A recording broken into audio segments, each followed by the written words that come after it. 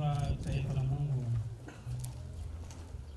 Dominika hii ya leo Dominika ya pekee katika kigango chetu. Dominika ambayo imesheheni matukio mengi na makubwa na ya kupendeza sana. Dominika ambayo leo tunaungana na kanisa ulimwenguni kote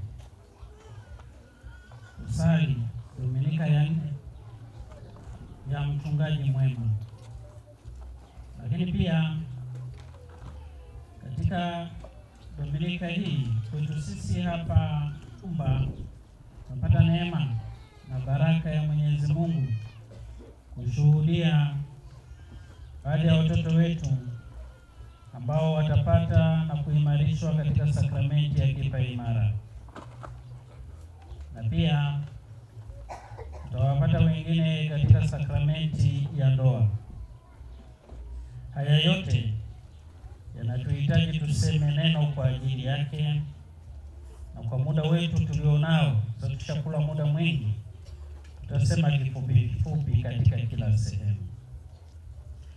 Masomo yetu ya leo, somo la kwanza linalotoka katika kitabu cha Matendo ya Mitume, tunamkuta Paulo na Barnaba wanahujumiwa, wanasalitiwa, wanafukuzwa kwa sababu ya wivu. Wivu wa nini? Nguvu ya Kristo mfufuka inaingia kwa Paulo na Barnaba na inawaruhusu kufanya kazi kubwa. Wanampokea Roho Mtakatifu, wanahubiri na kufanya matendo makuu ya Mungu. Nguvu hiyo inawapa fursa ya kuponya watu na kuwasaidia wenye shida mbalimbali, kiwa na kufukuza pepo. Wanapofika katika mji ambao Wayahudi wamekaa wengi, na wanapoona watu wote wanawafuata Paulo na Barnaba, wanasikitika, wananyanyasika wale Wayahudi, na hivi wanamtengenezea mizengwe ili waweze kumfukuza na watu wengi wasimfuate. Lakini huwezi kuzuia nguvu ya Mungu. Ni kama alivyosema tu Gamalieli, kazi hiyo kama ya Mungu itaendelea, na kama si ya Mungu itakwisha hapo hapo. Kinachofanyika sasa, wao wanawashawishi watu kuwakataa Paulo na Barnaba, lakini ushawishi wao hauwezekani. Lakini kitu kinachosababisha hicho ni swala la wivu. Nikiongelea wivu, wote tuko familia nao. Wivu ni kweli au sio jamani? Tunaelewa wivu? Na wewe unao, ndio? Wivu upo, lakini huu wivu ambao tayari Wayahudi wanaoonyesha kwa Paulo na Barnaba una historia ndefu. Katika kitabu cha Mwanzo kabisa sura ya 3 tunamkuta Adam na Eva wameonewa wivu na nyoka na wameshawishiwa wakatenda dhambi. Anguko hilo. Ukipiga hatua mbele kidogo tu katika sura ya 4 ya kitabu hiki cha Mwanzo, unakutana na habari zake Kaini na Abel. Kaini alikuwa mkulima, Abeli alikuwa mfugaji. Wamepewa urithi huo, kila mmoja kwa kadri jinsi anaonekana za kutenda kitu fulani. Abeli akaamua kutoa wazao wa kwanza wa mifugo yake na kumtolea Mwenyezi Mungu kiroho safi. Mungu akambariki na akafurahiwa naye. Kaini alitoa mabaki ya yale mazao yake, mabaki yani akikusanya vitu ambavyo sio vya maana, akamtolea Mwenyezi Mungu. Mungu akafurahishwa sana na sadaka yake. Sasa alichokifanya Mungu imbariki Abel tofauti na Kaini. Kaini akaona wivu, akaamua kumuua nani? Abel. Lakini msingi wake ni wivu. Nitawaambia madhara na hasara ya wivu katika maisha yetu.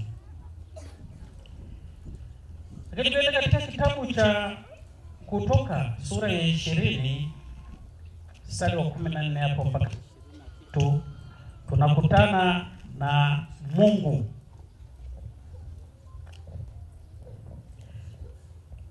mwenyewe baada ya Musa kupewa amri zile kutoka mlima Sinai, amri za Mungu. Lakini Mungu anajifafanua, anajieleza, anajipambanua kuwa yeye ni Mungu mwenye wivu. Hasingependa wala kutaka kuwa wana wa Israeli baada ya kazi hizo zote nzuri na kubwa waendelee tena kuabudu miungu ya uongo na kuisujudia. Anasema hapana, hiyo mimi sitaki. Habari ya wivu inaendelea tena. Sasa tuseme hivi kuwa hata kilichomfanya Yesu kuuawa ni wivu. Yule Iskariote alipata wivu, akamsaliti Bwana wake kwa vipande vya fedha. Na wale watu walikuwa na makuhani, walikuwa wanamtafuta Yesu si kwa sababu kafanya jambo baya, ila wanamuonea wivu kuwa atapata watu wengi katika jamii ile na wao watakosa watu. Kwa hiyo wakamtengenezea mizengwe mpaka wakamuua, akafa jinsi alivyo. Sasa ndicho kinachotokea leo tena katika somo la kwanza, kwa Paulo na Barnaba wanaonewa wivu. Wivu sisi pia tunao.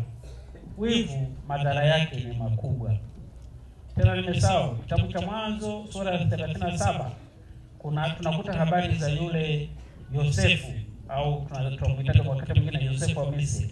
Wana wa Israeli wamemuuza yule Yosefu kwa wivu, kwa sababu tu yule anafanya vizuri, anaota ndoto. Wanasema hivi kuwa huyu mwota ndoto huyu tumuue.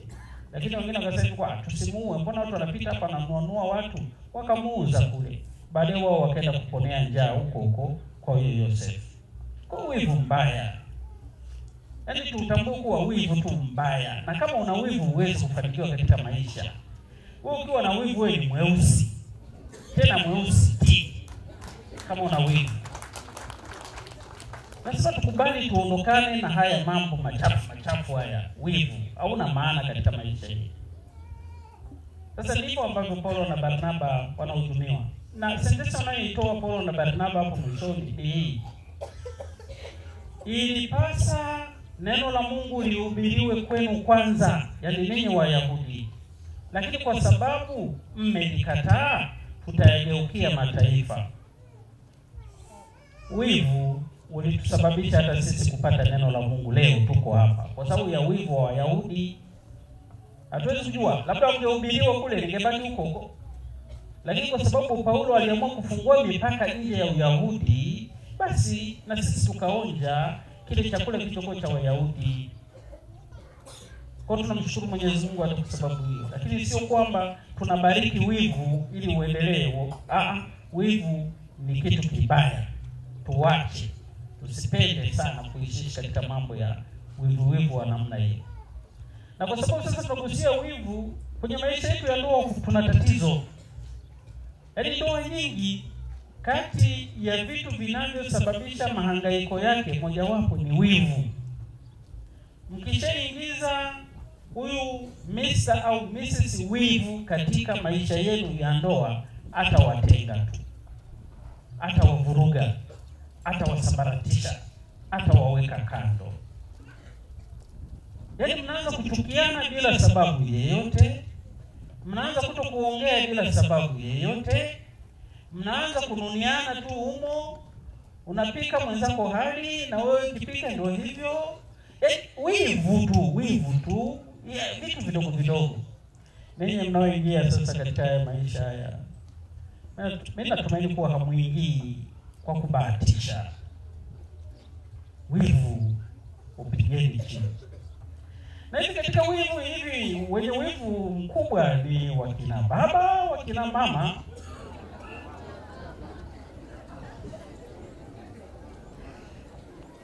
Wenye shida hii kubwa jamani, nauliza ni wakina nani?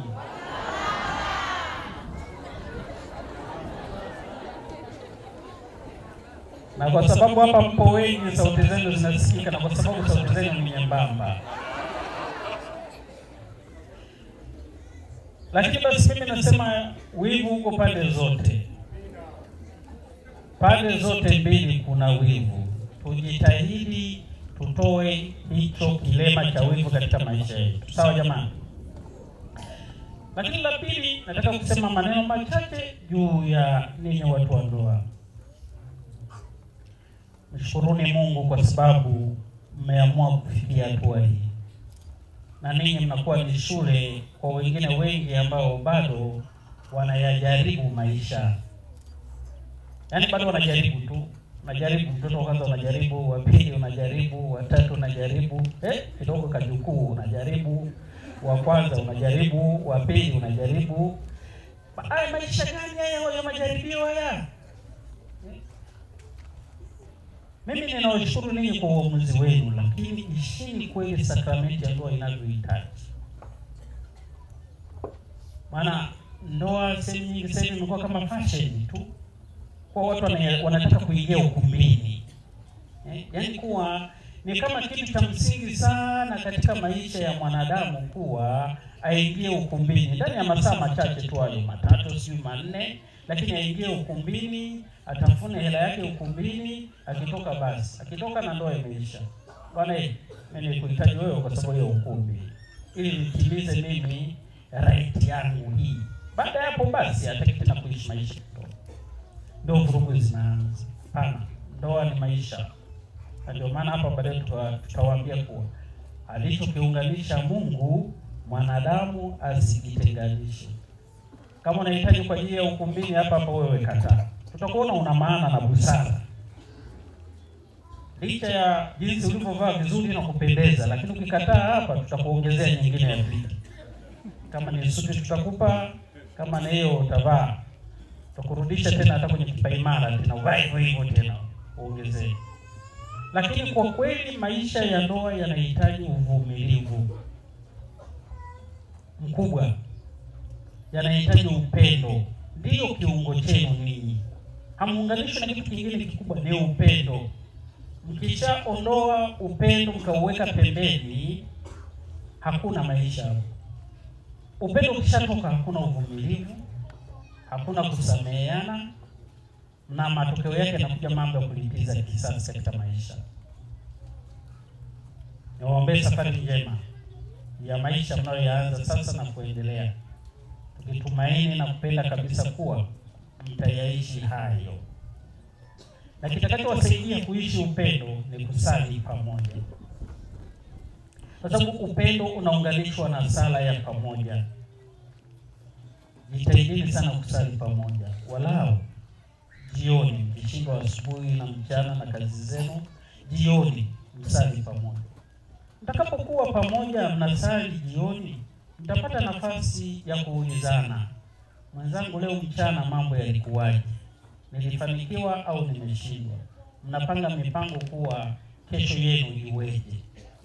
Lakini kama msali pamoja, kila mmoja anarudi wakati wake, ni shida. Kwa sababu kama mkianzisha utamaduni wa kusali pamoja walau jioni, mimi na imani kuwa mtakula pamoja. Na chakula katika mila na desturi zetu sisi wa Afrika, lakini naona tukua hata huko nje wenzetu huko na wenyewe wanasema kwa chakula ni kitu kitakatifu ambacho pekee kinaunganisha watu. Kwa sababu hata ninyi hapa mmekuja kufunga ndoa hapa, lakini mkutoka hapa kupiga vitu adimu. Uongo? Sio? Watu wanaenda kula hawa na wamealika wengine waje wale. Kwa hiyo chakula ni muhimu. Kwa hiyo kama jinsi kilivyo chakula cha muhimu leo unapoenda kule kula, kiwe chakula cha muhimu cha kila siku katika nyumba yako. Kuleni pamoja, mkimaliza msali pamoja, mkitoka kusali pamoja mnapanga mipango yenu, mnaondoka. Najua wengine mna familia, mtakapokuwa na familia msali pamoja na watoto wenu. Ulizeni watoto wenu wamefanya nini kwa siku nzima.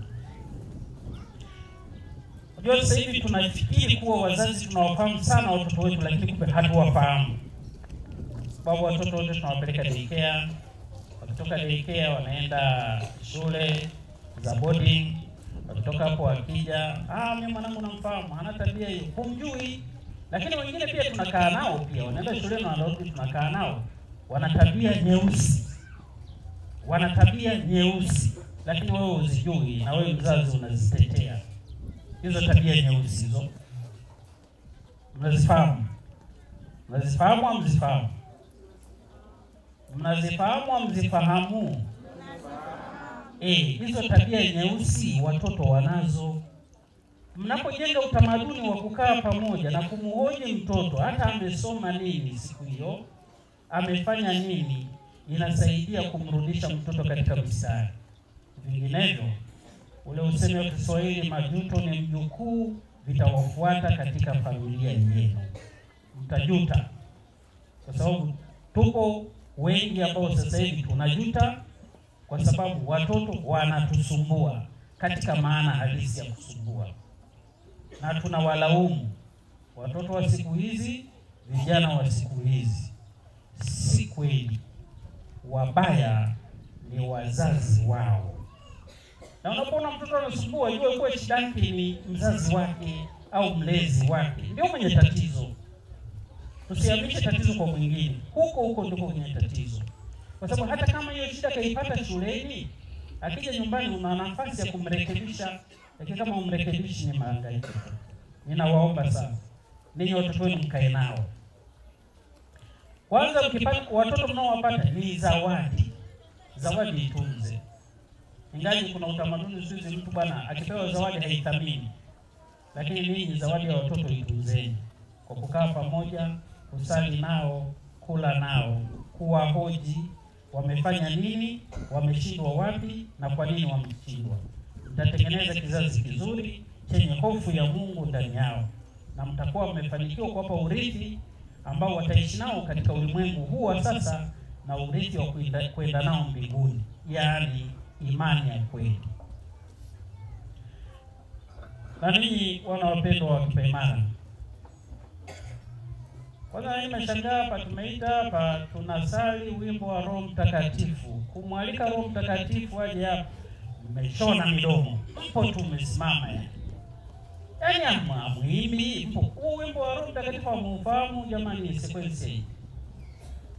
Na nilikuwa nawaangalia nataka niwapige point. Wewe mnaoimba yeye mnapata. Yeye wengine mkajifunze kwanza wimbo ndio mrudi hapa. Ila nawasamehe leo.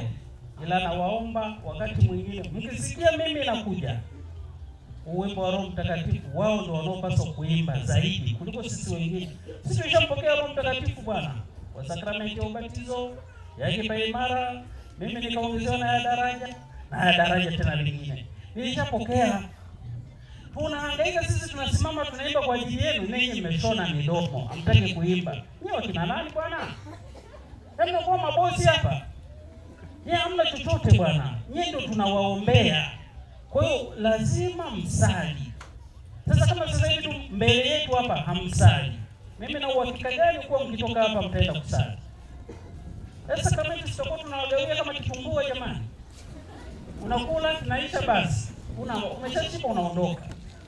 Sakramenti za kanisa haziko hivyo. Hazina mipaka hiyo. Ninapowaambia msali, tunawaita hapa tena kwa majina fulani mpaka paroko endeleze ongeza sauti. Nipo. Hivi tunakulazimisha au vipi? Nitawaita tena mara nyingine hapa, kama uitiki unabaki huko na ndio mwisho wa biashara. Maana tusilazimishane haya mambo. Tunapolazimishana ndio mtu hathamini kile kitu ambacho amepewa. Anaona tu ni kama amepewa tu, hakina maana yoyote. Na wazazi tuwasaidie watoto wetu kujua thamani ya hivi vitu vya msingi katika maisha. Sakramenti ni kitu cha pekee sana katika maisha. Naandaliwa kuwa maaskari hodari wa Kristo, kutunza imani. Hiyo ndio kazi ya kwanza. Na kama kuna kitu katika dunia hii katika kanisa chenye thamani kubwa kuliko vitu vingine vyote. Sio majengo, sio mali, sio shule, sio sijui nini. Cha kwanza kuliko vyote ni imani, ambayo ninyi leo mnaitwa kuitunza na kuisimamia na kuitetea, na mnapaswa kufanya hivyo. Sasa ukisema yuko wewe huwezi kuitetea imani yako, maana yake ustahili kupokea sakramenti ya kipaimara. Ndio tafsiri hiyo rahisi. Tunakupa tukijiridhisha kuwa wewe umekomaa na unaweza kutetea imani. Sio mtu tu anakuja anakutishia tu habari ya sakramenti, sijui habari ya mafundisho kadhaa ya kanisa, unaweza sema hili sijui ilikoje. Ulipataje sasa hiyo? Uliimarishwaje? Tunakuimarisha katika imani, alafu na sio kuitetea hiyo imani, haina maana. Kwa hiyo nawaomba sana, kina kitu kitakachowasaidia ninyi kukua kwanza ni kusali. Msali sana. Hapa tumeshaonyesha hapa, prove failure kwa kushindwa kusali hapa. Sasa nawaomba msali sana. Lakini la pili, msome sana neno la Mungu. La tatu, sikilizeni mafundisho mbalimbali ya kanisa yanayowaita na kuwasisitiza kukua katika imani yenu. Na hayo mtayapata kwenye jumuiya ndogo ndogo. Mwende mkasali kwenye jumuiya. Maana hapa baada ya graduation hii hapa inaitwa graduation ya imani. Watu wengi sana wanaita graduation ya imani. Kuwa ameshafuzu, hahitaji tena kusoma. Yaani amefika sehemu, yaani madarasa yote kamaliza hapa baada ya kipaimara hapa. Haendi kanisani, haendi jumuiani, kwenye semina haendi, utoto mtakatifu hafiki, kwenye viwawa hayupo. Sasa kuuliza wewe waka, mbona mdogo? Wewe wawata, yupo tu mtu ajabu tu. Sasa wazazi, hiyo shughuli hiyo na wakabidhi tunawapa, lakini waleeni hao watoto vizuri. Wapeni urithi, sio muache. Unakuta mtu kapata kipaimara, lakini unakuta tu kwa yeye amekuja kanisani anaanza kutembea tu na yeye, anaondoka mara anazunguka ipo kulia kushoto, anacheza. Sasa huyo alipata kipaimara au kitu kingine zaidi hiyo? Naomba sana jitahidini sana kuwa waaminifu katika imani yenu. Sawa wapendwa?